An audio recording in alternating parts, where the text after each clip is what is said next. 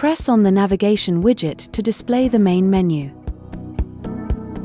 Press on Where do you wish to go to enter an address, name, or places of interest. Press on this button to go to your home, using an address previously recorded in your favorites, or by pressing on Add Home. Press on this button to go to your place of work, using an address previously recorded in your favorites, or by pressing on Add Work. Press on this button to display your favorites.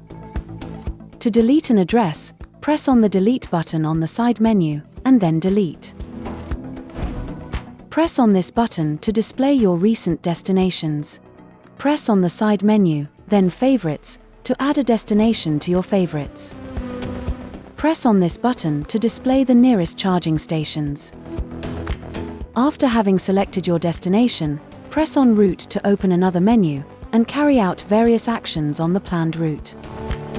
Press on this button to display the 3D, 2D map mode. Toggle this button to change between Unmuted, Alerts Only, and Muted. Select this button to customize the map and display, route planning, sounds and alerts, vehicle settings, and confidentiality and data. You can zoom in or zoom out on the screen using 2 fingers or by pressing on the plus or minus buttons.